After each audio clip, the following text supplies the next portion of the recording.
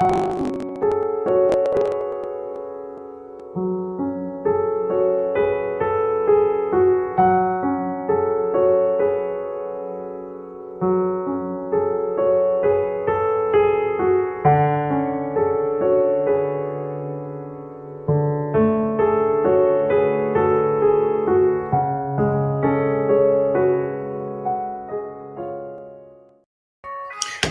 ladies and gentlemen, to another edition of Fade to Black. And today we're going to be diving into the Martin Luther King narrative. I am your host, Donnell Lamonte Morris. I'm here with Anita Joe, aka Teach, Beach Johnson, and happy to have back Alan Bragg. How y'all doing today? Good. Doing very well. Glad to be good. here. I want to throw out something real quick to each and everybody who's tuned into the show. I want to thank everybody who's been watching this show. I want to thank also for the diversity that we also been having watching. So thank y'all. This is not a forum where we sugarcoat anything. I tell all my guests to come hard, say how you feel, because this goes beyond a conversation. It shouldn't be a conversation. This is how we see America, how we see our world for our lens. This is not it is what it is. This has it always has been. I'm sorry, I got a little tongue tied, but this is our world. And we're basically saying, welcome to our world. Sit back and listen. So we're going to do something new today where all the hosts is going to give their opening statements. It could be pertaining to the topic that we're about to get into, or it could be something else they want to get off their chest. So we're going to start off with Anita Job. Are you ready? Yes, I'm ready. Okay, so let me go ahead and get myself and everybody else off, and you will have. Good evening, everyone. Before we get into this video, I just want to say that the protests are working. Many people are expressing that they don't like the form that the protest is taking. But when we look out today and see that the roots of racism are finally being shaken, the statutes of many individuals around the world, up to and including Christopher Columbus, Robert E. Lee, Leopold, and others are being taken down around the world. These statutes and also the Confederate flag have been allowed to stand, and as some argue that these are historical items or artifacts that should remain in place so that the next generation can learn from these statutes. But because of the outcry behind George Floyd and the mountain of pain and anguish that his death represents, these statutes are coming down around the world. And I say that is progress, because who, in which universe, in which country is the loser celebrated? It is only in the United States of America that Robert E. Lee is celebrated as the president of the Confederacy. And we know the history that the Confederacy was defeated. So why would you celebrate that in his form and in the form of the Confederate flag? So for these protests are shaking up the roots of racism, which is found in white supremacy. So what I would like to do is talk about briefly the eloquent James Baldwin, a young man that was well beyond his time, but he left for us a legacy of why people riot.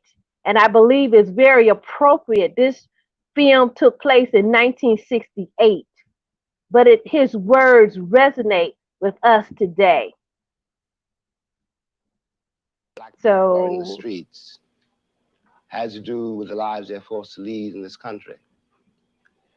And they're forced to lead these lives by the indifference and the apathy and a certain kind of ignorance, a very willful ignorance on the part of their co-citizens. Everybody knows, no matter what they do not know, that they wouldn't like to be a black man in this country. They know that, and they shut their minds against the rest of it, all the implications of being a black father or a black woman or a black son, and all of the implications involved in a human being's endeavor to take care of his wife, to take care of his children, to raise his children to be men and women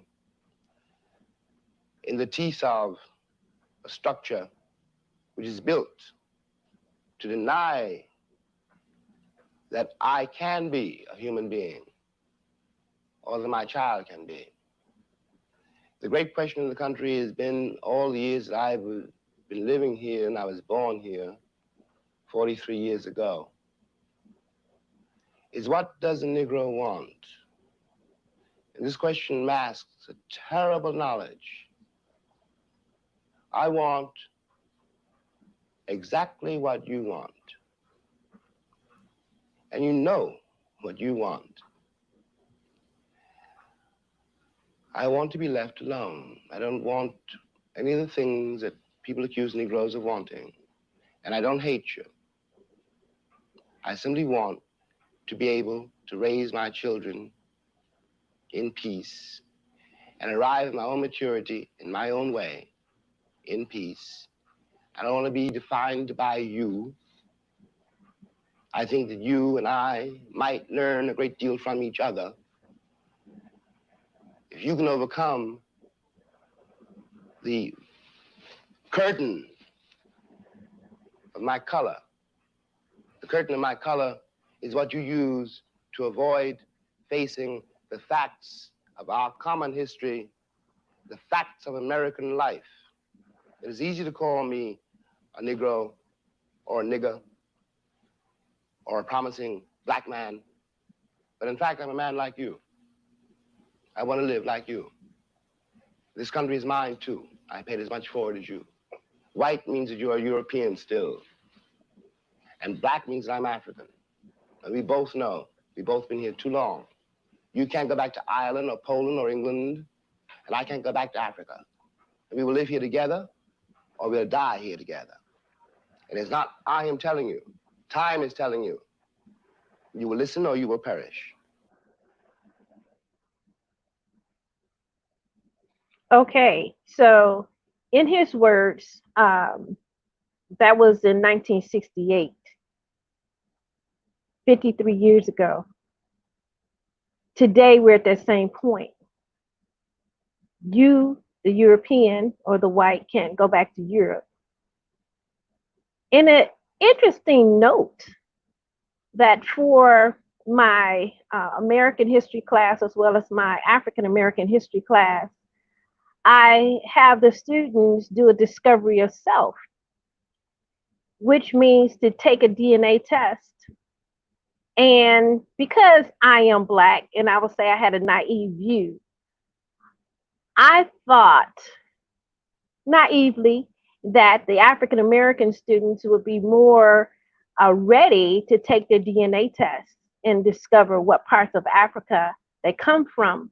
But what I found is that the white students were more apt to take the test and were more excited to take the test because they may not have a firm idea of exactly where in Europe they came from. And I had one student that took his test and he thought that he was of British descent, only to find out that his greater percentage, he came from Germany. And that took a whole different meaning for his life and his identity. And as Baldwin said that we Africans, with our blood, sweat, and tears, we built this nation, and we're not going back to Africa. And you came from Europe, and neither are you going. So either we will live together or we will perish together. And these are the parameters in which we live here right now in America. What I'm seeing with the protests, with the statues, and the Confederate flags being one, I believe it was just announced that it's being banned in the NASCAR racing, that they will not be able to fly the flag at that particular event. And you know that is a big event. So that is changing the attitudes. And what I understand about change, especially changing in the United States, change takes at least one generation. So what I'm saying is this, that right now we are sowing yet another seed of growth in the United States to say that racism is not going to be tolerated. But it's not going to be until the next 25 years when the children have come to maturity that we will see this change quantitatively. So we will see it take place and evolve over time, because just because they take the statues down, because the forces believe that they should be up, there will be an onslaught to preserve them and place them in other places. So it won't die easily. If you consider that all this time it has not died, you would think that those statues would have come down in 1964 when Lyndon Johnson signed the Civil Rights Act that stated that the United States of America will no longer practice discrimination in its workplaces. And that was a big deal for the United States to say that we as a nation shall not practice discrimination, because before then, our nation practiced discrimination. So with that, there's always pushback to any law that's instituted.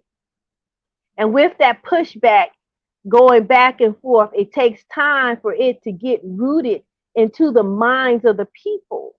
And usually at that particular time, with the people, they usually don't change. It's usually the next generation that will embrace the changes that are put forth.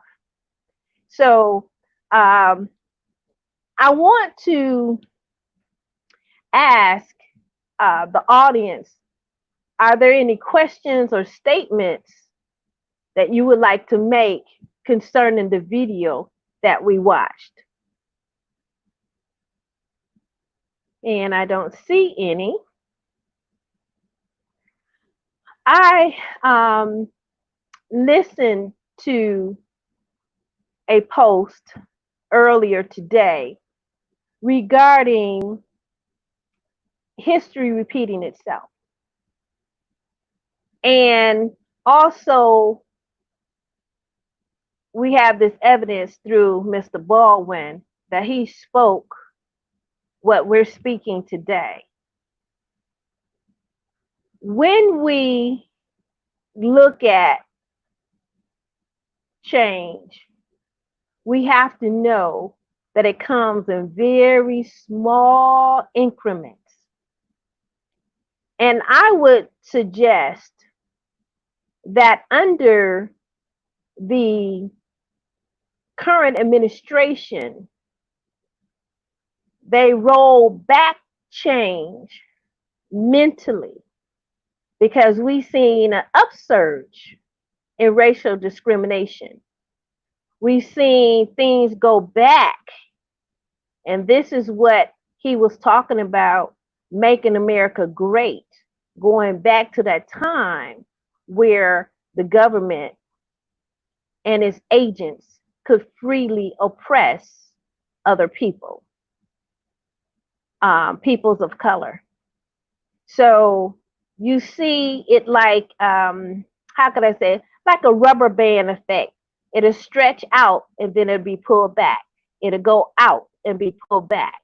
But each time it goes out, it just goes out a little further. So what we see in this cycle of change, we see something that we didn't see in 1964. My God, they did not take down the statues, not in the United States and definitely not around the world. So the world is with us. And let's understand this from a spiritual perspective. This is not an isolated problem. This is a problem everywhere that the Europeans have conquered, where they currently dwell, and all the people subject to them. So this is a worldwide shift in how we look at the power structure and how we are saying we must change this power structure. It is not working for the world. And that's why um, George Floyd is elevated to the height. He represents that portal of change. He represents that shift in the consciousness worldwide. And I don't know how much time we have for our opening statement, but Don't I worry, would Teach. like to conclude at this time. Yeah, I got you, Teach. So that was Teach opening statement. And for the next one, it will be Beast Johnson. You got the floor. Okay. Um, if I can get just a little religious for a moment, not truly religious, but I just want to quote a specific verse that's always stood out to me in times like this, in times of uncertainty, and it's 2 Timothy 2:15. And it's real simple. It just says, "Study to show thyself approved unto God." It doesn't necessarily say what to study. It just says study. So what we have to do is we have to study everything in front of us, all the past, all the present. We can't just sit here and think that it will eventually get better with someone else. I pose this statement to everyone that makes the statements, well, such and such would have did this different, or the past has taught us, like, no, no. The only way to truly get ahead is to look at everything, the current reasons why we're still doing these things, um, the past reasons that brought us to this point. If everyone wants to truly get along and wants to truly forget these things, we have to acknowledge that first they happen. We have to acknowledge our parts in it, and we have to acknowledge that we need help to understand and overcome it. And it's only when we accept and acknowledge these things that the true path of change can commence and continue. I just want people to be honest and be open. If you want someone to understand you for not understanding the cause, then you have to be willing to understand why they feel the way they feel about the cause. Um, yeah, so I'm just gonna keep it real short right now. That's really the only thing I want to get off my mind right now. Is just for people to educate themselves. You will gain a lot more insight on the true depths of what's going on if you just take the time to shut your mouth, open your ears and your eyes, and let your inner conscious and your inner spirit lead you to the truth that you need to accept. And that's pretty much all I got for right now. All right, cool. Thank you, Beast Johnson, for that. I'm gonna bring on Brad. Can you hear? Can you hear us? Can you hear me? Yeah, I can hear you fine. All right, cool. The floor is yours. All right, good evening, everyone. Want to thank everybody for tuning in and those who will tune in later. But I wanted to take a quick moment to expose someone who we was talking about the NASCAR issue, and the news channel 5 here, it's getting out of Nashville, but they do certain things, current event, whatnot. And a young man was a man. I don't think he's a young man, but he's a man, and he posted. His name is Bobby Linville Sr., and he lives in Scottsville, Kentucky. But when they was talking about the NASCAR Confederate flag being taken away or banned, he said, "Can't you see right now, 20 black people being chased around Talladega by 20 police officers, and then a black person hit the wall and dies. Then the wall will be removed because Black Lives Matter. Ha ha ha." And somebody else commented, and then he goes to say, "That's right. Won't even get to finish the I Can't Breathe 500."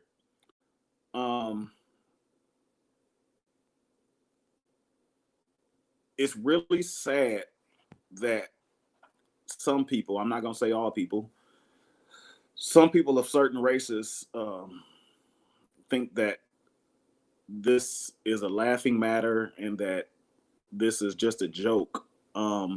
We're losing our young people at a rate of 2.5 times more than white people, yet they are mad when we say Black Lives Matter, and we're trying to bring a point home, and they're mad about it. They think that we're just trying to take over America, and that's not the case at all. We just want our equal share. We want to be treated equally. Something that I have a tendency to do is I jump right in and I started, I respond to these posts that people make, and instead of the thing that I need to try to do is stop posting negatively back and forth, because the people that's being negative are not the ones that are going to respond. They're just going to be negative. The way they think is the way they think. We're talking about grown adults here. So we need, well, I'm going to say, speak for me. I need to start spreading the more of the love. I know Martin Luther King, we're going to be talking about that today. He had his thing was nonviolent protest, and so where some people may think that's not appropriate in today's time, I'm not opposed to it. It is what it is. Sometimes calls for drastic measures, sometimes don't. But for me, when I engage people online, I'm going to just simply say, "I love you." Black people don't hate white people. I've heard those statements. Why do y'all hate us? Why? My parents didn't own slaves. That was back in the day. The Confederate flag has nothing to do with slavery. You hear all this non-truths that's out there. So we have to keep fighting the fight, but we can't take our focus off of love.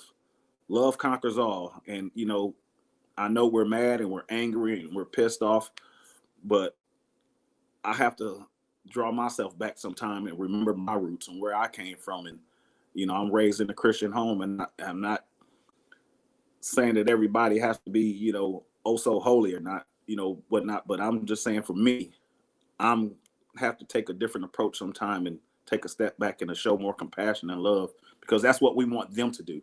We want them to show us more love and compassion. And so we have to keep trying to spread that as well and not fight hate with hate. And that's all I have right now. All right. Thank you, Mr. Bragg.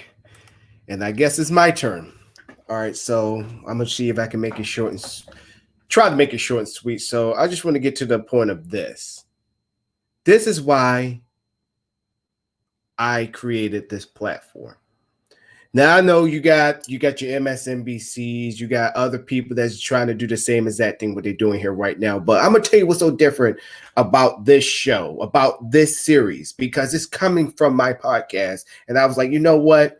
I just can't do the Alamonte show and just think that everything is okay and talk about other things and just pretending that, it's not happening to me, so I shouldn't care. I should care. And that also ties in with the black celebrities. You have personalities like freaking Charlamagne the God that sit there and say, well, black celebrities shouldn't have anything to do with it, shouldn't have nothing to say about it. Yes, they should. Yes, they should. They make millions of dollars, and they're the epitome of individualism. Now, round of applause for people like Jamie Foxx, Keke Palmer, and athletes who are finally realizing there is something wrong.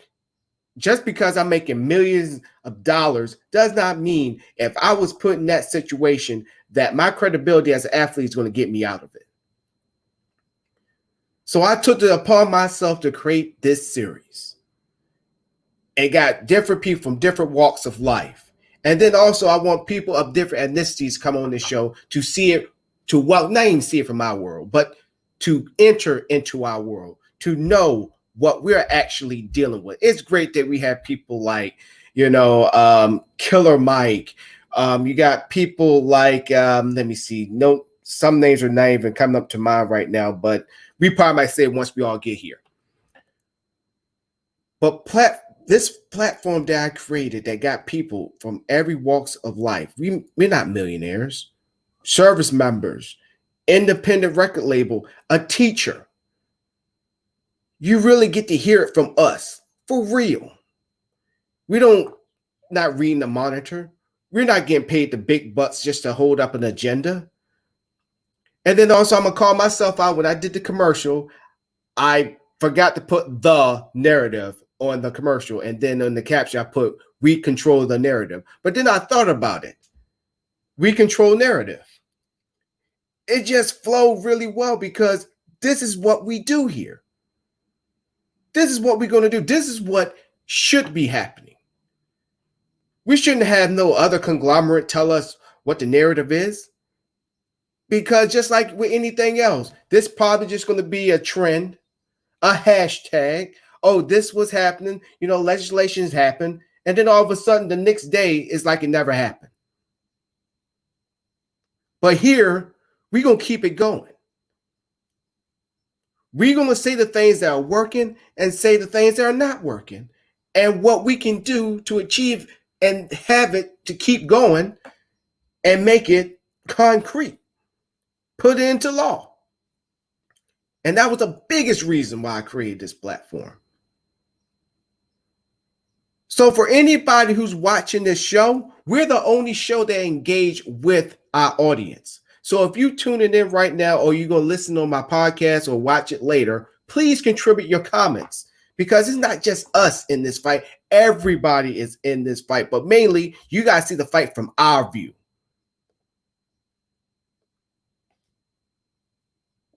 This is, like I said, this is beyond the conversation. This is beyond a discussion. If you want to understand what we go through on a daily basis or trying to understand it better, it's good to ask questions, but be ready for the answer because it may not be what you're expecting.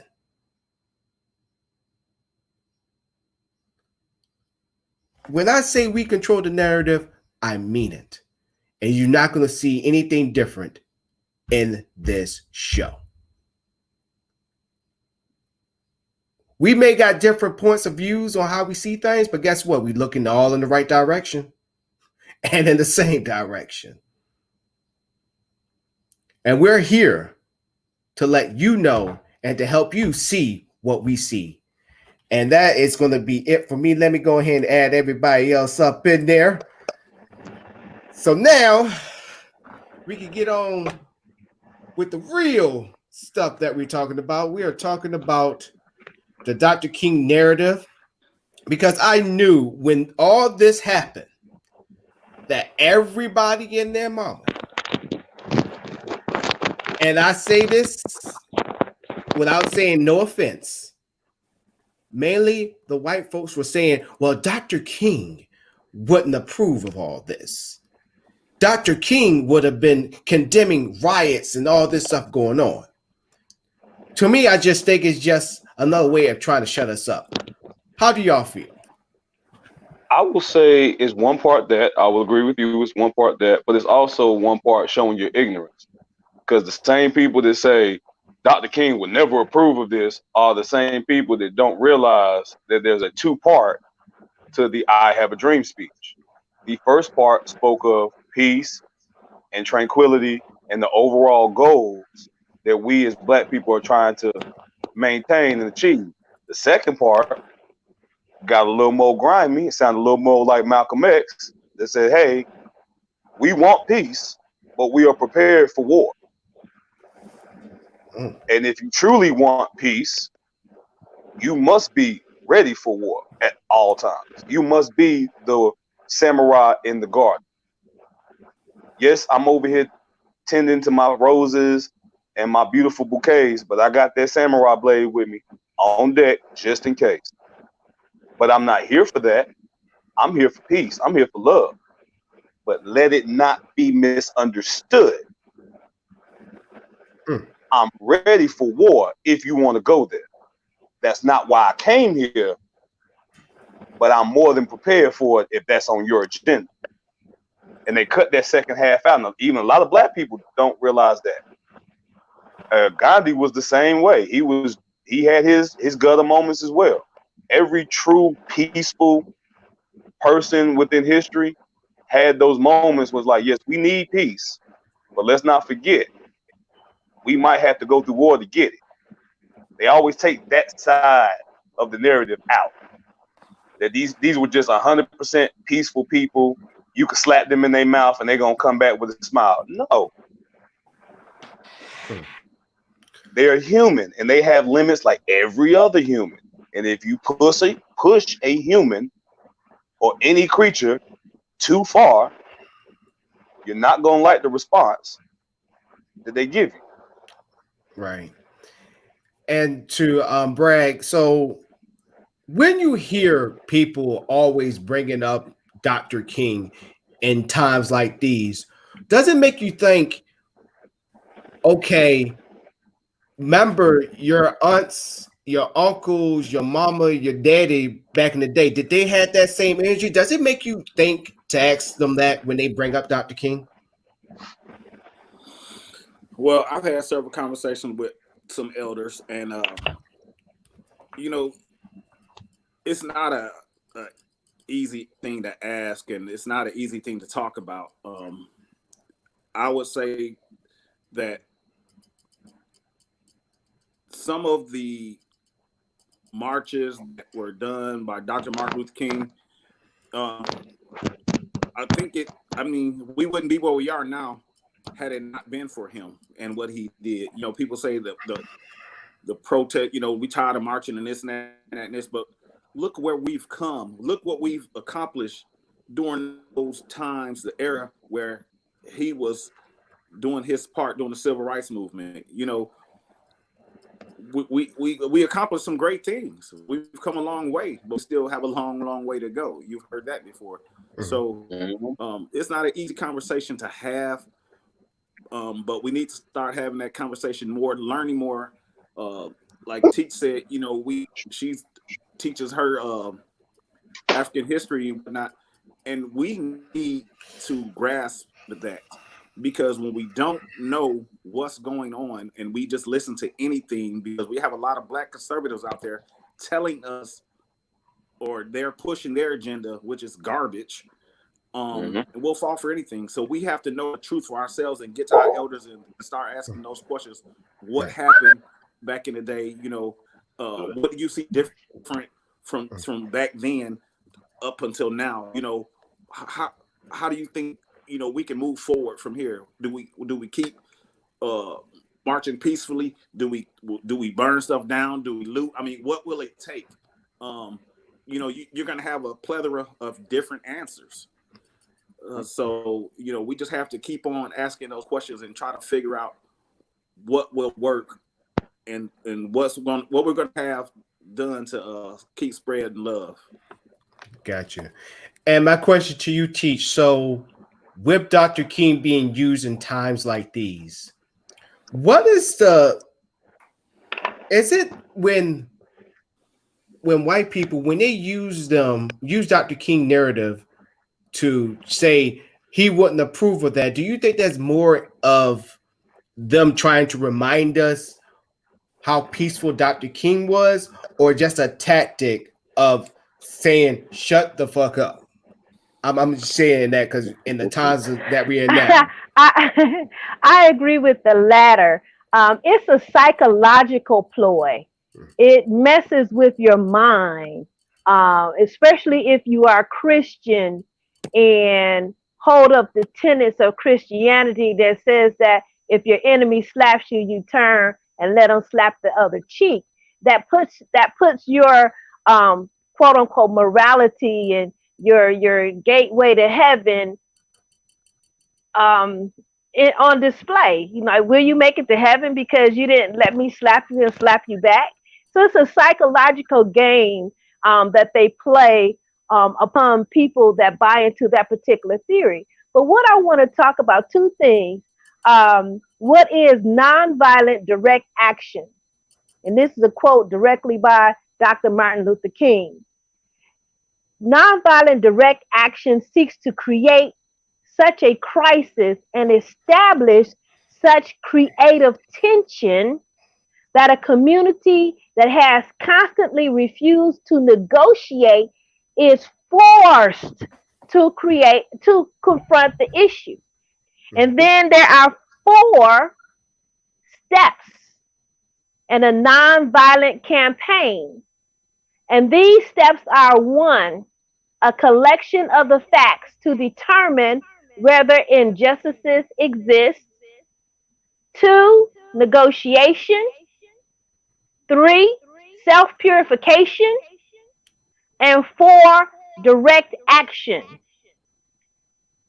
And if you ever look at any of the marches, they were all violent. They were all violent. Everywhere Martin Luther King went in the name of peace, it created violence. But let's look at the third concept, self-purification. In the self-purification mode, all of the marchers, they went through a training course that if someone hit you, they went through a training not to react. That was the self-purification. So that when the situation was highlighted, you can be clearly seen as a victim. Like when they turned loose the dogs and the fire hoses upon the marchers. These were our sworn to protect officers that turned dogs and water hoses onto peacefully marching, singing, "We shall overcome," carrying no weapons, citizens. But yet, before the march was over, violence had ensued. So understand, it was a cleverly devised program to clearly show who are the people of violence and who are the people breaking the peace. Now, contrawise, you have Malcolm X. And in his gatherings, there was no violence. The only time that there was violence at a Malcolm X event is when they actually took his life. So you ask, why? Why was there violence with Martin Luther King, and he preached peace? And why was there peace when Malcolm X says, by any means necessary? And I'll put this in very simple terms. You have a bully and you have a victim. And a bully will attack his victim freely because he stands unopposed. As long as that bully thinks he can do whatever he wants to do to you, he will do it and continue to do it and continue to do it. Because as you are the victim, you have signed a contract with him. You're telling the bully, I'm not going to fight back. So the bully is big, bad, and bold. So they're going to throw some punches. They're going to keep going and keep going and keep going and keep going and keep going and keep going and keep going and keep going and keep going. But when you tell the bully, I'm going to fight you back, that bully is not bold. He stands on ground and he knows at any second it could be him that takes that punch or takes that bullet or takes that knife, and that could be the end of his life, and that bully will stand down. So when Malcolm X say, fight fire with fire, if you have guns, we have guns, it's an equal playing field. And that's why there was no violence in any of the events that was hosted and featured Malcolm X. Which lead me to the, yeah. I'm sorry, Teacher, go ahead. So contra-wise, with Martin Luther King, his plan was to highlight and show that we were fighting the enemy and we were the victim. And they wanted the world to see. And one of the main reasons why the demonstrations took root during that time was because it coincided with the advent of television. The revolution was being televised, and not only in the United States, but around the world. And it was only because JFK at the time was the president. He had a deaf ear to the plight of the civil rights movement. But it was because of other countries and the foreign affairs. They said, hey, how can you come across the water and deal with our problems when you don't even work on your own problems of racial discrimination in your own borders? And it was that type of feedback that they got from Venezuela, from Cuba, from other countries in the world, that JFK said, hey, now that the world is listening and looking and seeing our dirty sheets, maybe we should invite Martin Luther King to the White House and let's talk about racial discrimination. So, which lead me to this question. We talked about like a long time ago, many moons ago, and I want to bring it up to Bragg and bring it up to Beast Johnson and to people who's watching right now or listening. Is this: do you think the reason why they use the Dr. King narrative is because, going back to what Cheech was saying, that he wasn't seen as a threat? Because with Malcolm X, who said by any means necessary, he was a threat. He was a threat that he was going to arm every black person should be armed, and if the cops attack them, they should attack the cops back. As in Martin Luther King was like, nonviolence, don't hit back. Let the photographers and let the camera crew catch it and see that we're not the people that they see us as. I think Dr. King was more political in his movement. He knew that being in America as a black man, if you ain't got at least two semi-decently well-off white people on your side, you're not going to really be able to do a whole lot. So he made sure, because a lot of people don't know, he did accept money from wealthy white benefactors in order to be able to go out on these tours and talk to these churches and have the necessary people around him to keep him safe while he did this. So I feel like he was very, very, very political in his movement because he knew the only way You can really beat them is at their game. We be violent, like T said, with the introduction of television, that introduced the whole concept of perception. That you walking into the room at the end of the conversation, you just hear like the tail end of the statements.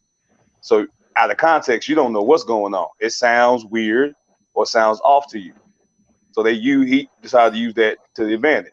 If they just see us getting beat up, us getting attacked by dogs, if they just see us being the victims of the violent acts and not indulging in it as well, then it'll definitely help our plight and it'll get more people on our side to force their hand.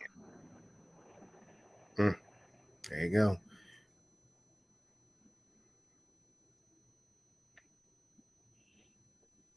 Anything you got to add, Bragg? Oh, we're not able to hear you, Bragg. Oh, can you hear me now? Yes. Yep. Okay. Yeah, it's a touchy situation. I agree with everything Teach said. I agree with everything B said. I just believe in certain situations just going to call for more peaceful times, and in other situations is going to call for more action. The difference is, like now, I think that Black folk have more access to guns. They have you had the Black Panther Party back then, or I don't know, when did they come out? Teach, Black Panther Party, was it out after the Yes. Jim Crow area? Yes. Yes, Black Panthers. And they tried, I guess they made that a hate group since but the new Black Panther Party now was how forceful do we want to go? I said a couple weeks ago on the podcast that what will it take? Will it take for us to stand up and step in, to stop police violence, to stop different acts that we see? Do we put ourselves in danger, knowing that we have families or whatnot? What will it take? Who's willing to take that leap? So that's my whole thing. Who's willing to take that leap? That's a very good point that you bring up, and I'll be brief. I seen a video where it was a Caucasian situation where the police were getting kind of rough with the person they had apprehended, and the people around, they jumped in and knocked the police officer off of the person they apprehended. I mean, the person knocked the police officer off, and it was like 4 police officers, and it was about 7 or 8 other people. And they just had a brawl, really. They had a brawl. There was no shooting. And the point that I'm making is these situations can happen, but then when you factor in race, you're going to get a totally different outcome. Yes. So these people broke it up and made the police officers act civil. But if it's a Black situation, they'll pull out their guns and just start shooting, killing up everybody. Yes. And that's what we think about. That's what we think about when we see these type of situations. If I jump in, will I come out alive, or will I, be all over Facebook, everybody saying rest in peace? So. And not to cut you off, but just the lawyer for one of one of those new police officers that was on the force for just 3 or 4 days that killed George Floyd, the lawyer came out and said, well, if the community was so concerned about what was going on, why didn't they help stop it? That's a setup. Go back to what he said. It's a setup. You can't expect Black civilians to jump in anything without expecting to get shot or killed. Exactly. And that goes back to white privilege. If you white, Exactly. yeah, you can do that. But black Right. people do not have that luxury. Exactly. I have been in that type of situation where I had to play peacekeeper for a family of close friends. One of them ended up having a warrant out for his arrest, but he called the sheriff. Sheriff said, meet him at his mama's house. Y'all can sign the paperwork and there'd be no problem. But due to family infighting, the police came by. The sheriff had already maintained the order, had everything established. All he had to do was sign the papers, go on about his business. Once the police got there, he wanted to take it a step further. Now the police wants to arrest him. Now his uncle is mad. His uncle is shouting at the family members. The grandparents are there. I'm in the middle trying to keep my friend calm, who's currently being arrested and about to have a nervous breakdown. I'm trying to talk to the sheriff like, can I go ahead and get his stuff off of him now? Just make the process easier. What all we need to do, we'll meet y'all down there at the courthouse. Go ahead and get it out the way. I'm trying to talk to her. The officer is arresting him. His uncle is shouting at the family members. I'm shouting at the uncle to tell him to calm down. The uncle is moving toward the officer. And before I can even turn to speak to the officer already has his hand on his hip, ready to shoot me. And I had to scream at him and get like, hold on. Number one, get your hands off of there because ain't nobody here for that. I'm trying to help you, trying to keep this thing civil, right along with you. There ain't no need for nobody to get any kind of violence today. Yeah, he was so gung ho about it. Like a white man, quick with you step back. I'm stepping back. I'm trying to work with you. I'm trying to make sure don't nobody else get involved with this. And see, just hearing stories like that, when you talk to a pro, not trying to get too much of what we're talking about, when you talk to a pro cop enthusiast and you would tell him or her a story like that, you can hear the, yeah, but the uncle should never approach them. It's like, that's not even the case. If the uncle don't have a freaking weapon on him, what makes you think you have every right to put your hand on your holster and ready to shoot that man? Exactly. No one had any weapon. Yeah, and then it's no reason.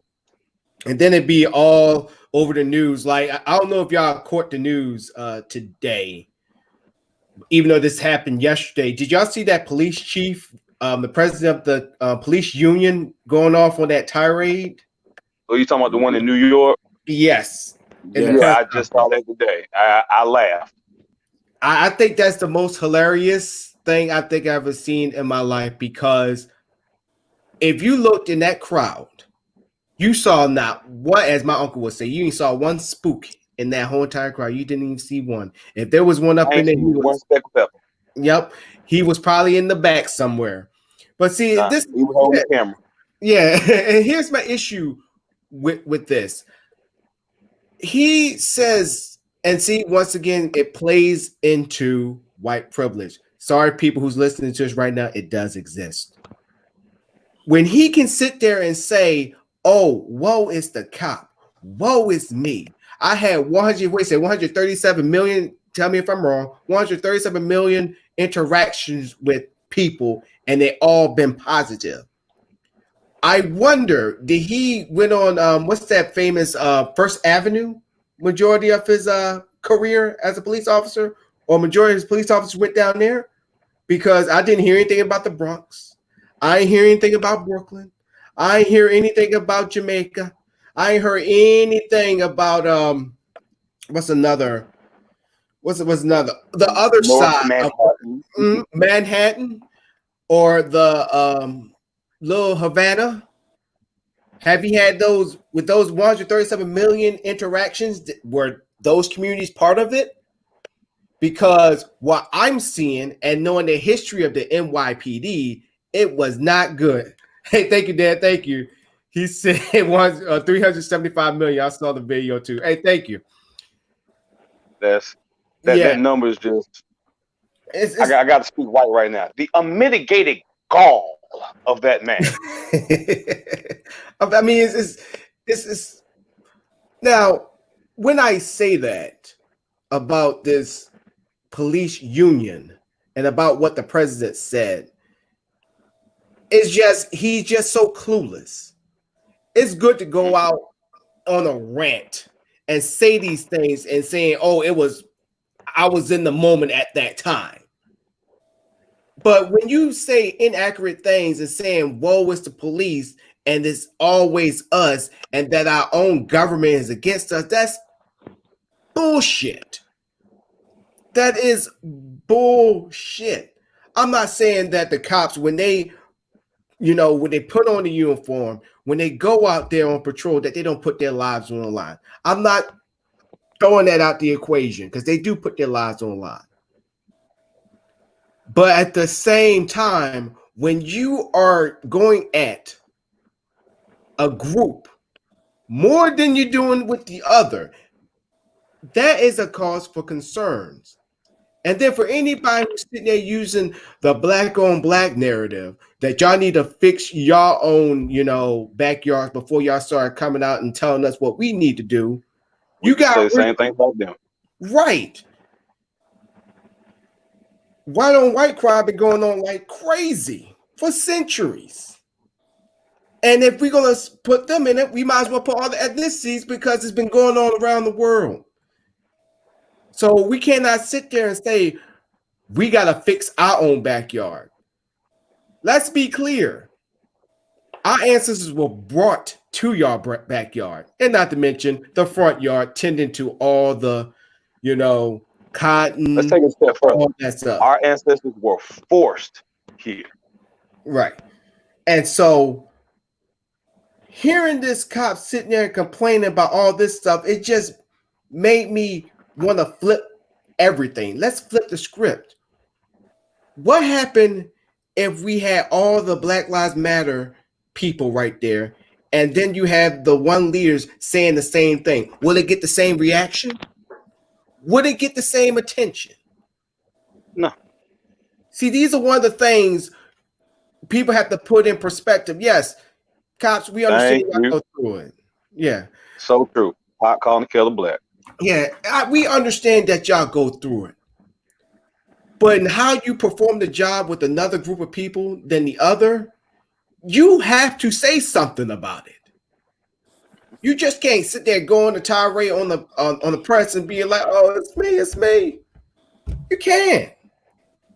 And just making me see that just made me want to laugh, but then at the same time make me frustrated, because if that was the Black Lives Matter and you had one of the lead protesters, the leader of the group doing that, they would be met with, "Oh my gosh, the mad black man, the angry black man or the angry black woman." Yep, I'm just about to say that. You can't angry pick a black profession. protester. Mm-hmm. You can't pick a profession, a dangerous profession, going into it and then complain about it. Right. Nobody put a gun to their head to make them become a police officer. They raise their hand to take an oath to protect and serve everybody. It didn't say to protect and serve the black community. It didn't say protect and serve the white community. It said to protect and serve their local community, federal community, whatever capacity that they're serving in as an officer. So, to treat one race differently than you do the next is just totally wrong. And some would argue that they just don't see that. Mm-hmm. Well, we don't see that. And I'm sorry. Go ahead. No, you go ahead, Brad. Go ahead. I interrupt you. I'm sorry. No, I was just saying, it's just pathetic. I don't think that it's that they can't see it. They see it. They know, but they're so wrapped around their white privilege, and they're so deeply involved to the wrong, just the way they was raised, that they just don't want to change. Right. They don't have to change because they're not being pressured to change. Right. They're killing people, black people, and they're getting off with it over and over and over again because the police unions are protecting them, and so they don't have to change. They're getting away with it for the most part. You got your onesies and twosies that went to prison, for whatever reason, but you know, for the majority of the reasons, you know, for the most part, they're getting away with it. So why change? Right. I mean, let's just be real and honest. All police officers were formed off of the American Police Department was formed off of slave catchers. Yeah, The and that same right there. badges that we use for the Fraternal Order of Police is the same badge they gave to them. They gave them the right to kick in any door and go anywhere to find a black person. Mm. And then once Lincoln did what he did, and it made it a little less legal to just randomly go hunt for niggas. Oh well, we need police. We need a police station. We need police officers. Well, we was already using them to police the area of black people. Just make them regular police. They can still go out here and hurt niggas when they run across them, but when you're not hunting for niggas, help a white man. Mm. And that mentality has just been perpetuated, and it's pretty much the statute now. Yeah. Like, you know, and why is George Floyd a hero? Why is he a hero? He's a criminal. That's the whole narrative now. Mm-hmm. He was a criminal. Why is he, you know, why couldn't, you know, here in Tennessee, they're trying to pass a bill, a George Floyd bill, and they were going off on the you know, texting or whatever they do on that little thing that they got blog, and it's just crazy the things that they're saying, you know, dogging him, and to get, oh, Candace Owens is such a great person because she knows the truth, she's speaking the truth. The man is dead. Why drag his name through mud? Yeah, You know, it's what makes him a criminal? mm-hmm. By whose law? Yeah, yeah, and see it, and Chichi, I'm gonna get to you in a little bit, but you see it ties in to the all lives matter point of view, where but see, it don't matter when, let's say, Philando Castillo, when he actually had a permit, he warned the police officer, hey, I'm armed. I got my gun right here. I'm going here and I'm going to give you my permit, my license and all that stuff. And he gets shot. And it just, and then, you know, they was trying to find all bad things about this guy, but this guy was loved all through the community. Yes. You realize, like, every single one of these brothers and sisters that got killed had a good rapport with their communities. You heard nothing bad about them, but then they will go back into their past and sit there and say, oh, he or she was a drug dealer. Oh, they stole this, they stole that. Why should that matter?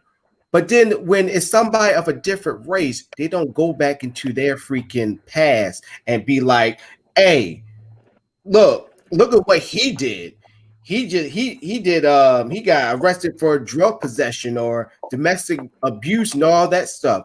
It's just a play on words. And well, I would disagree with you on that. What's I would that? say you just said it's a play on words. For us, is look what he did, look what they did, look what they were doing. But when it happens to the other races, the lighter races, is, oh well, look what happened to them. Look at how they lived. Look at how they grew up. And you hear the instant change in my tone. Yeah. And that's how it always is. The boy from South Carolina. Oh, well, that boy was racist from day one. Everybody around him knew he was racist from day one. Including his one and only black friend. And I'm going ahead and lead on to Teach. Go ahead, Teach. Okay, I just wanted to kind of tie in and give some background on that response. This is a trained response.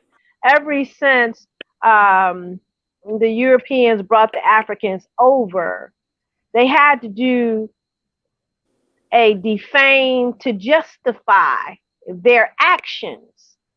So we go back to Darwin's theory of evolution that says that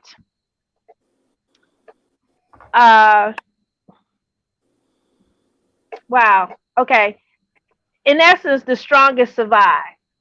And I had to quote in my mind, but you know, I guess this gray hair is taking some of my memory.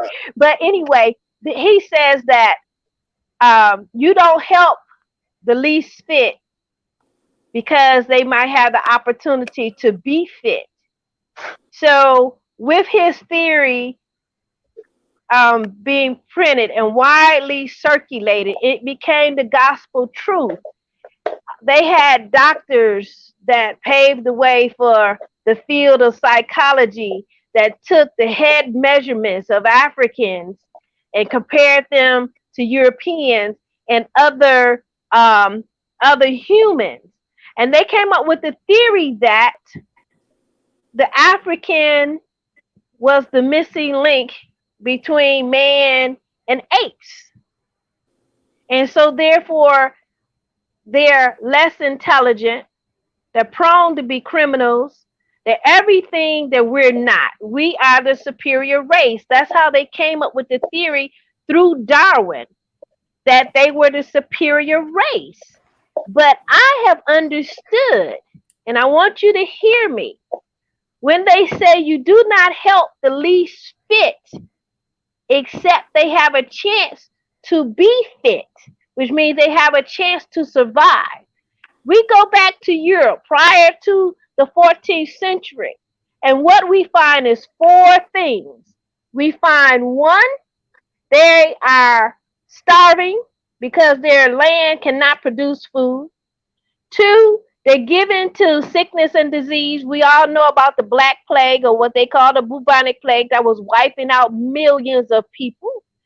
Three, they had a low fertility rate as a race. They just could not reproduce as fast as other races of people. And number four, they were warring, killing each other up, language against language, race against race. So these four things is what propelled what we now know as white supremacy.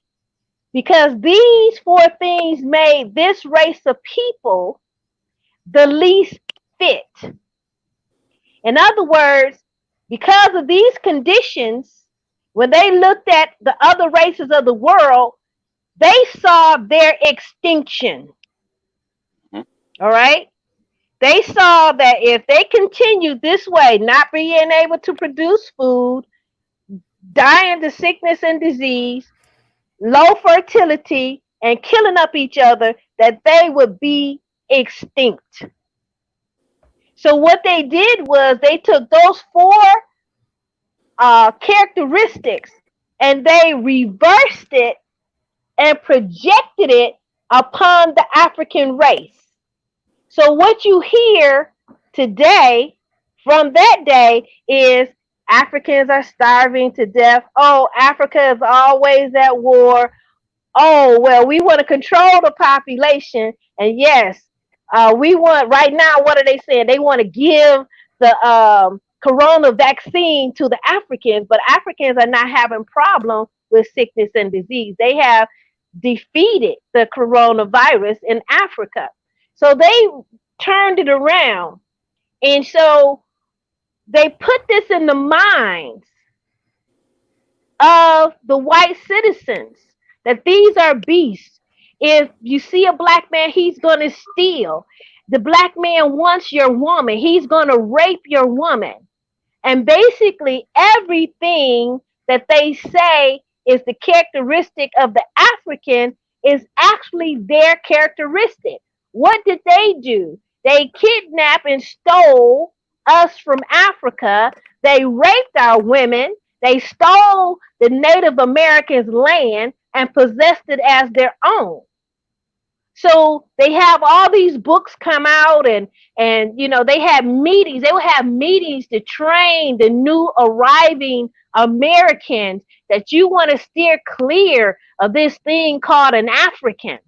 So they perpetuate that whole idea that if they see you, a black man, you are a danger and a threat to society. If they see me, the black woman, I am the black sexual Venus. I'm loose. I'm asleep with every white man that I know and a few brothers. Okay. But what do we know about the white woman? She's the easiest to have of all women.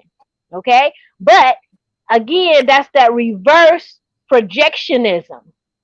And with that reverse projectionism, that's what is in the minds of the police. When they go out, um, they go out and they see any one of you, they see you as a threat. And it instantly goes through the mind, probably got a gun, probably a drug dealer, probably a rapist. Oh, I definitely know he wants my daughter. I know he wants my wife. These thoughts go through their mind because that is how they have been programmed.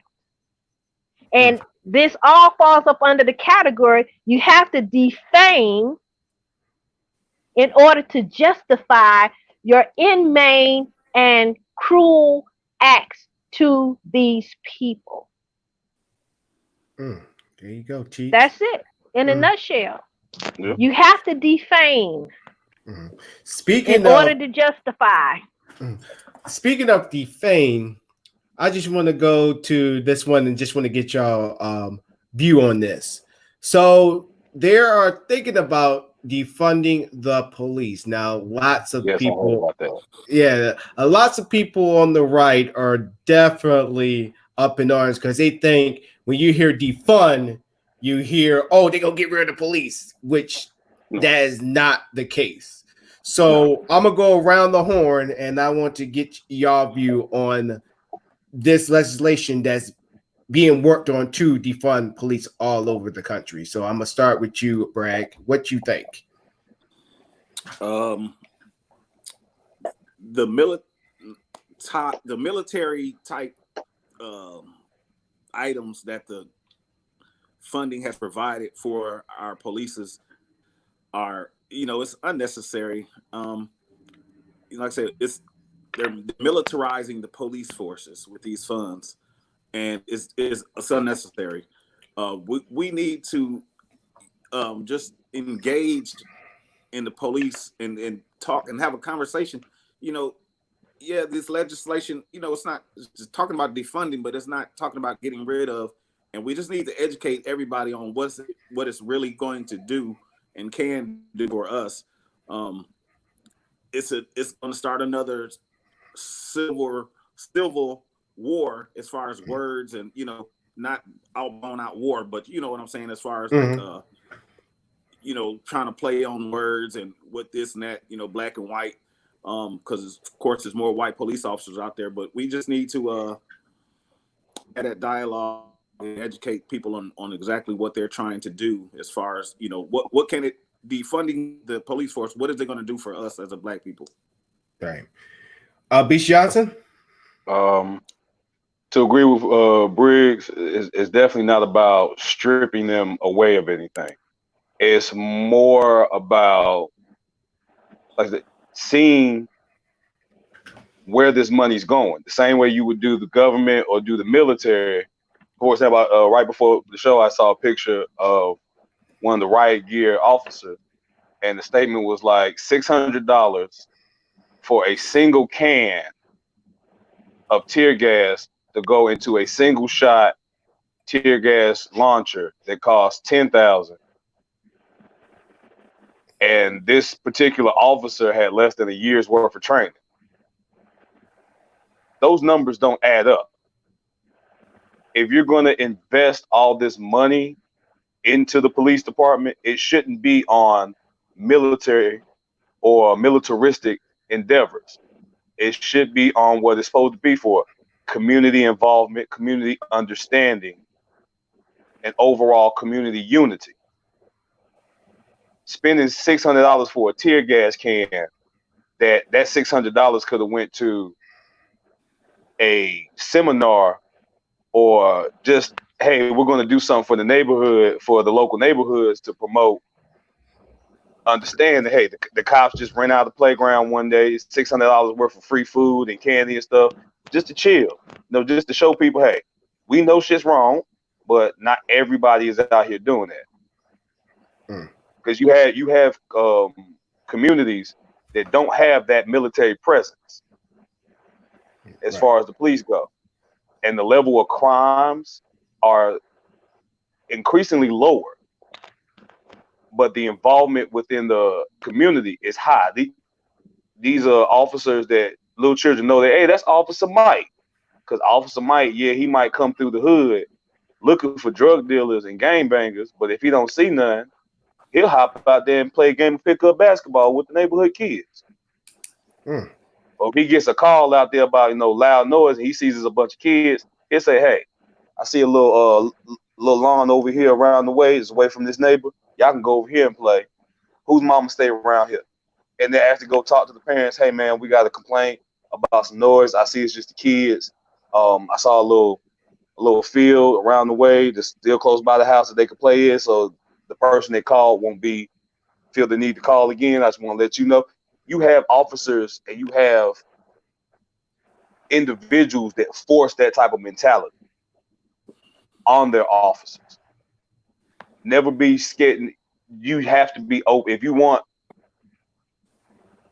the citizen to be upfront and honest and open with you, you have to do the same thing, because you're here to protect and to help me. So if I feel like I need protection, I need help, I should be open to come to you, no matter what color I am. Right. There you go. There you go. There you go. All right, Cheech, what's your take? Okay. Well, the first thing that comes to my mind is the pushback. The pushback can be very effective, which is loopholes as to how they get funding. If a particular police department have community that's behind them, they will have private funding. So if the government takes away some money, a philanthropist in the community will supply the money. So I really just see that as for your ears. It really has no teeth. It has no bite. And then they say, take away the money. What? Take away $1? I mean, they could say, okay, we're going to give you $1 less than we gave you last year. And then they'll come and have a big news conference, say, we have defunded the police department. That means nothing. So for me, it's just mere words. It's mere words, because there's so many loopholes that legally, what grounds would they have to change the budget? And I don't know if the budget is set up every year, every 2 years, or whatever have you. But I experienced when I was in the state of Kentucky, we got swept up into the new Republican governor that decided to take away all of the teaching positions. Okay. And there was a loophole that he could not circumvent, and they were actually able to sue and get part of the money back, but with conditions. So it's a big political game. In our particular case, they took the money and put it in another area. But the state had a clause that says that if the state of Kentucky or the Commonwealth of Kentucky is operating in the black, the budget of that year or previous year cannot be touched. We were operating in the black. That was the only reason why they were able to win the case. So I just did. Yeah. But the thing is, when they reinstituted the money, it came back with conditions. They just couldn't just put the money back in the account. They had to put what they call benchmarks. Now the schools had to meet the benchmarks in order to be granted the money they were previously granted under the previous budget. So I would assume the same thing would happen if they say, okay, we're just going to take away your money. There's going to be a loophole that will be able to put money back right where it was. So to me, it's just something for the ears. It just sounds good. Maybe. For me, it don't even sound good. for me, since everybody, y'all basically answered my question how I would answer. I mean, I would have been like, yes, defund them, but then how do we know they're being defunded? They could be, let's say, defunded by, let's say, $1 billion. People may think that, oh, that's a lot, but like I think the NYPD, they get $4 billion a year in funding. So if you take away $1 billion, that's $3 billion. I mean, okay, what are you gonna Okay, do with we that only billion? get 5. No, we can only get 4 guns instead of the 6 we want. Right. And so you're not doing much of any damage, but I do like that they are saying, this is what we want in the defunding. We don't want to give them like militarized, like give them tanks or give them like, I would say M16s and all that stuff. But still, going back to what teacher's saying, you got the smoke and mirrors, good. Like, and I go back to the good play on words. It's like they sound good, but are you actually doing it? And then let's say they do defund them and let's say they just cut it like not even half, but like 75%. Cut the whole time by 75%. There's going to be somebody. There is going to be that one billionaire that people barely even heard about. Give them just give them this funding for them to keep doing what they're doing. So it seemed like you can't win from losing. They're going to get the funding no matter what, either from the state, from the government, or either from a billionaire, So, I mean, who knows? But we see how all this will go. So, which lead me to this, to ask each and every one of y'all this. If Dr. King was here today, how would you think he would react? And I would start with you, Teach. Okay. I was hoping you started with them. Nah, I got to start with you. I got to. Well, I think that towards the end of his life, he did have a change of heart and a change of face. I believe that if he had lived and was still alive today, I believe that he would have implemented the change, seeing that the civil rights movement, it was effective, but for today's time, it is outdated. I believe he would believe that is a voice of the past.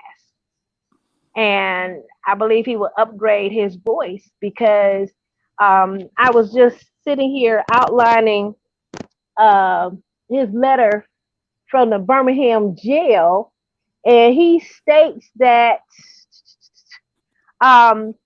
we must come to see with one of our distinguished jurists that justice too long delayed is justice denied.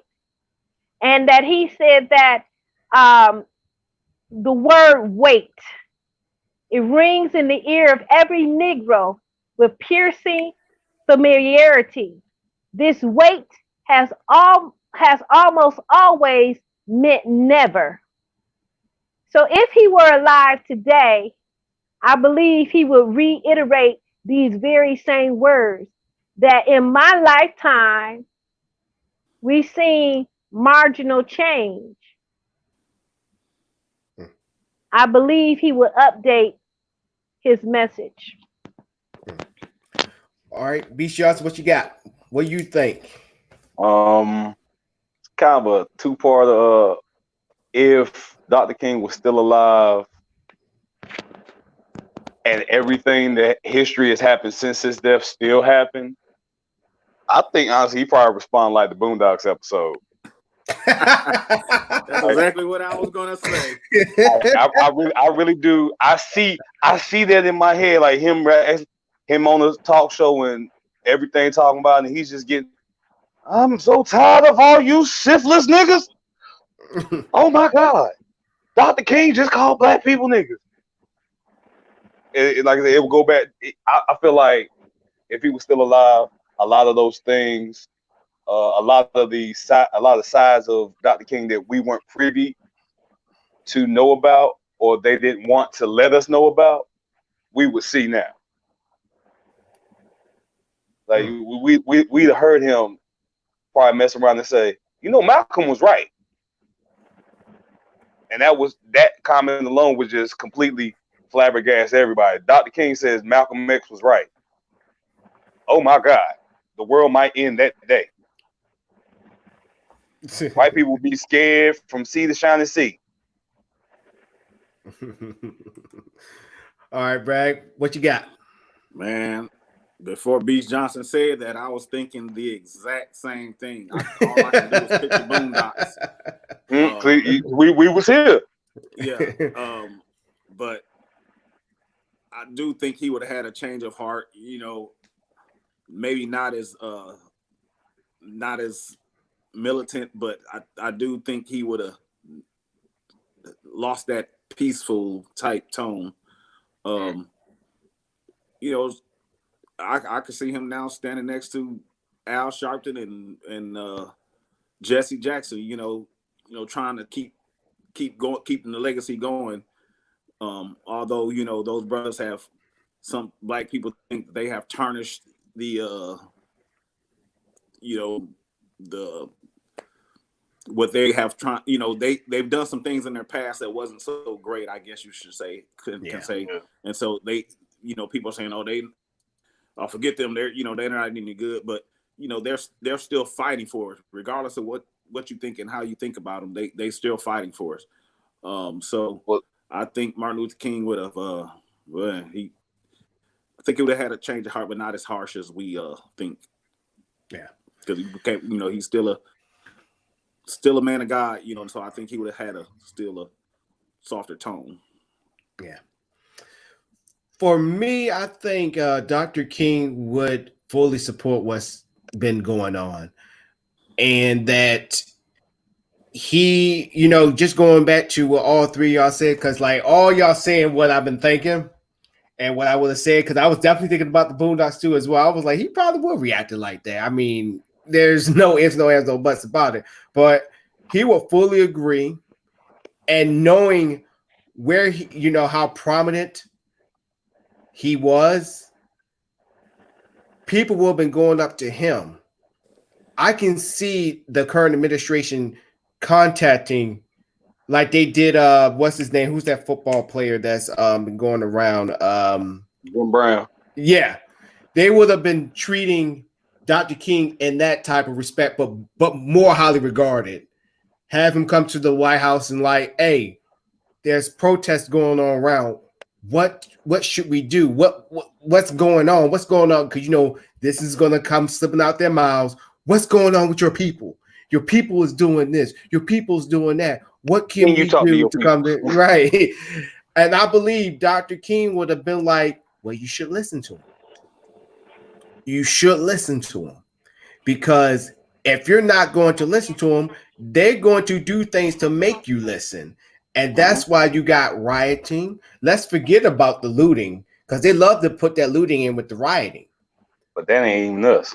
Right. And so when you have frustration and you're not listening, this is what's going to happen. And I believe Dr. King would have said that, like, I support them 110%. But don't change the narrative of sitting there putting it on the looting and the rioting. But look at why they're out there on the street, why it led to this point. I believe Dr. King would have definitely approached them like that.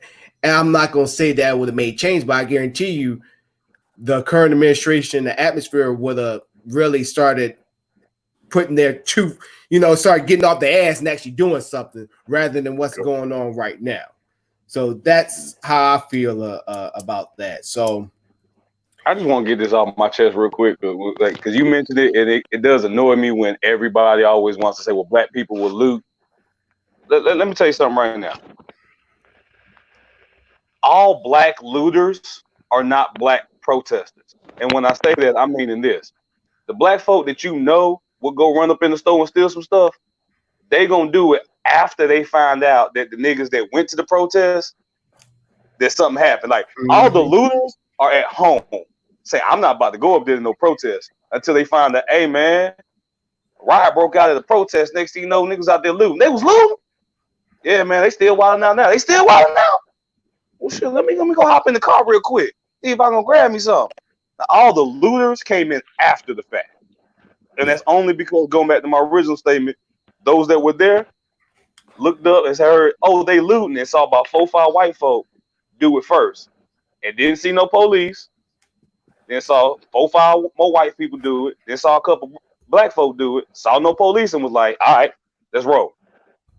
And then went back and told their people. So I just want people to stop saying that black people are going out here to loot. No, it's white people that's looting. And any black person that gets caught after the fact, they got caught after the fact because they assume they ain't catch them. So at most, they just gonna catch me on camera. I'll take a camera. I'll take getting caught on camera versus get caught with a taser. Right.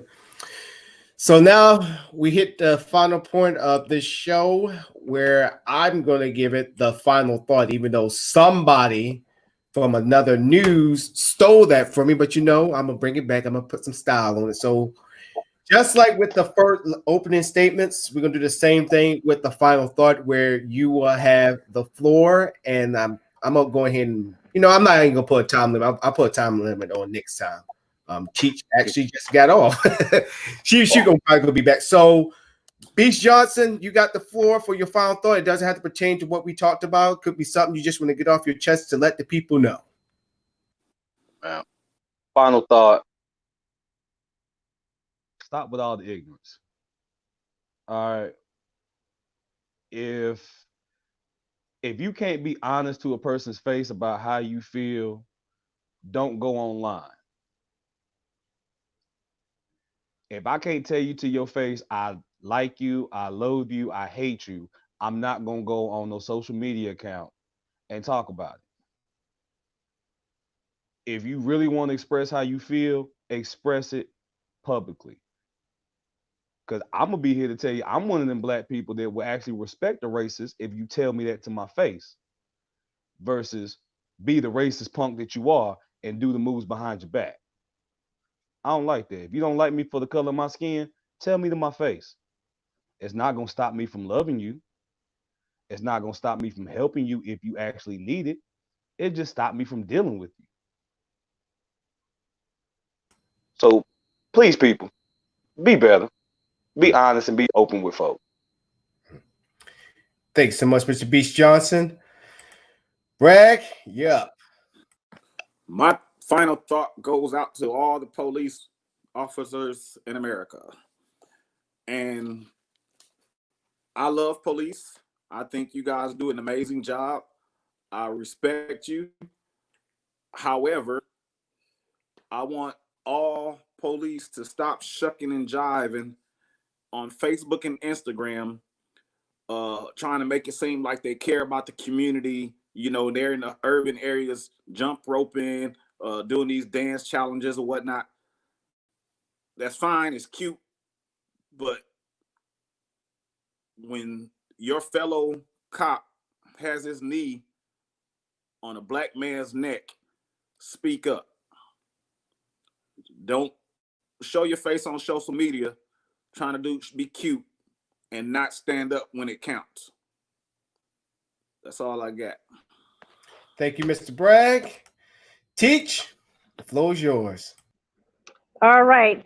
I think that we are living in very trying times, and I think that each individual should do what my grandmother always told us to do, is to get with ourselves and reflect on who you are and what you are and how you can be a positive contributor to our community.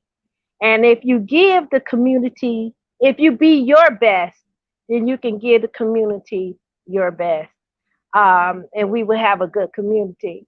I believe that racism is deeply steeped in our community, and we all, no matter what your race is, if we truly want America to be great, then that is the number one issue that is keeping us from being great. And that's because we're intolerant, or people have been intolerant and choose intolerance.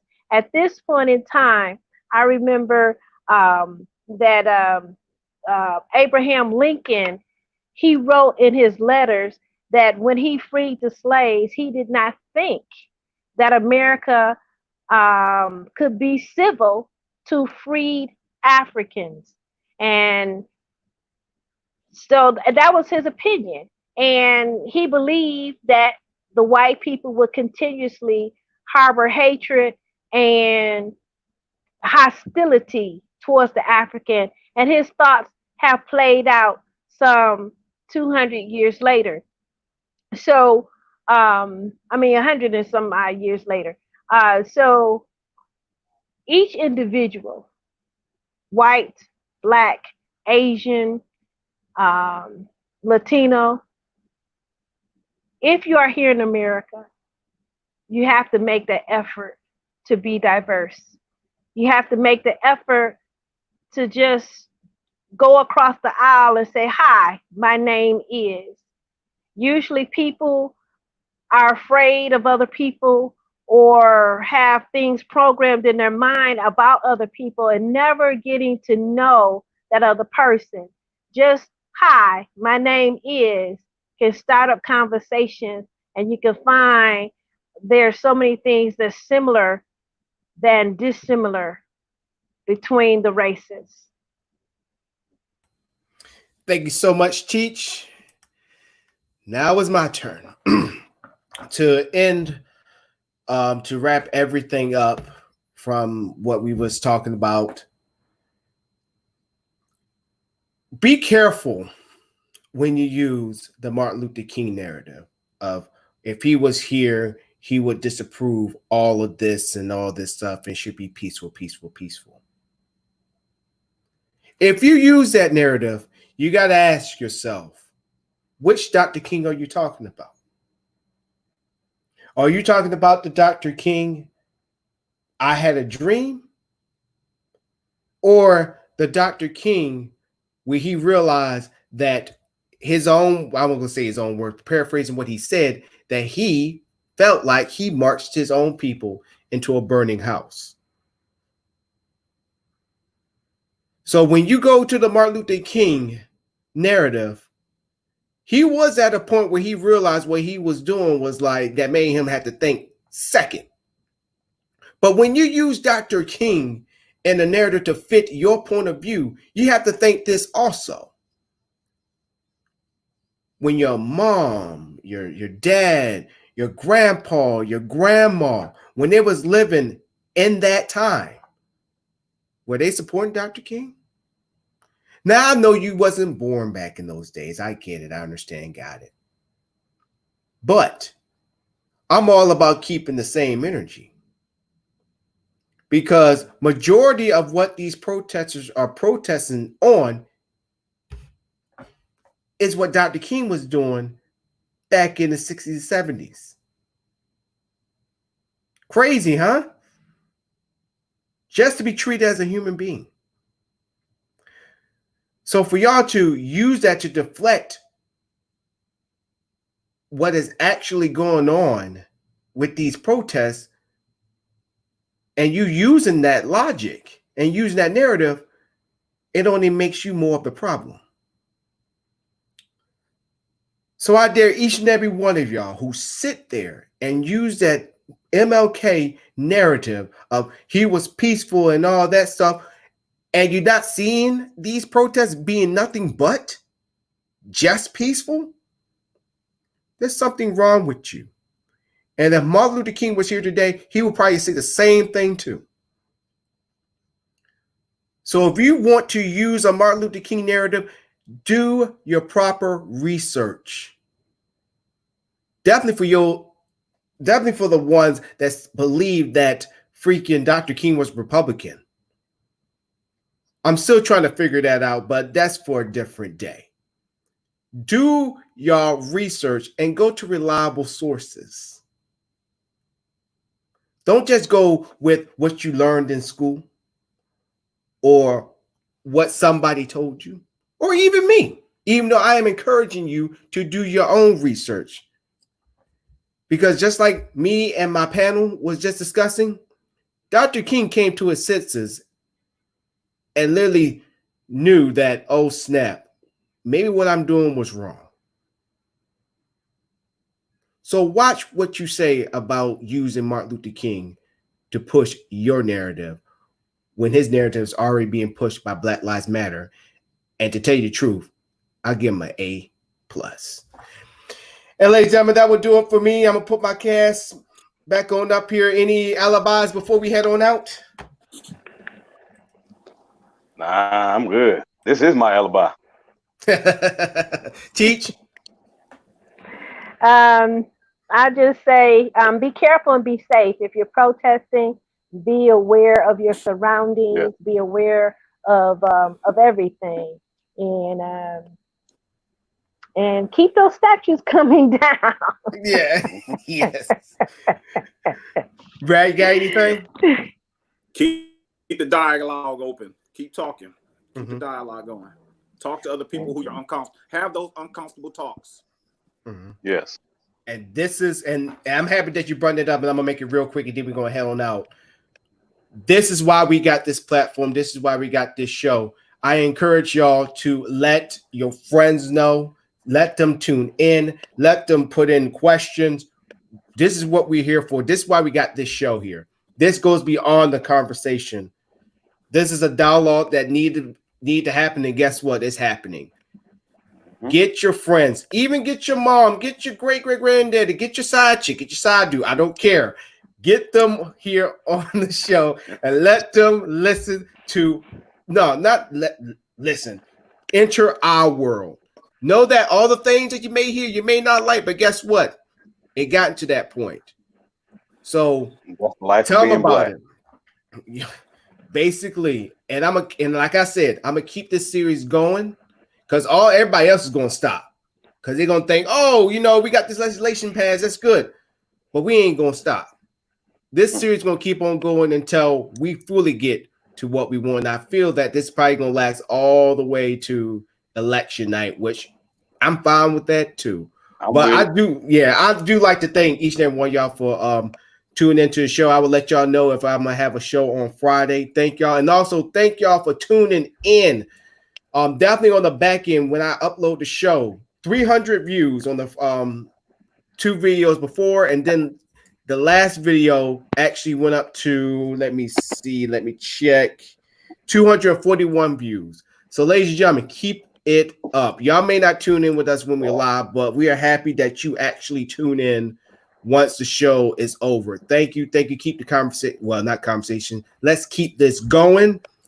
Put in your messages even after the fact. But as for myself, Alamonte 31 down to Alamonte Morris, for Anita Joke, aka Cheech, to Beach Johnson, to Alan Brad, thank y'all for tuning in. We're outro. Catch y'all later. Please stay safe. Remember, there's still a thing called COVID-19 that is still out there. Please, please, ladies and gentlemen, stay safe. Stay safe. I'll catch y'all later, and I will let y'all know if we're gonna have a show on Friday. Catch y'all later. All right. Y'all take care. Okay. Bye-bye. It was good.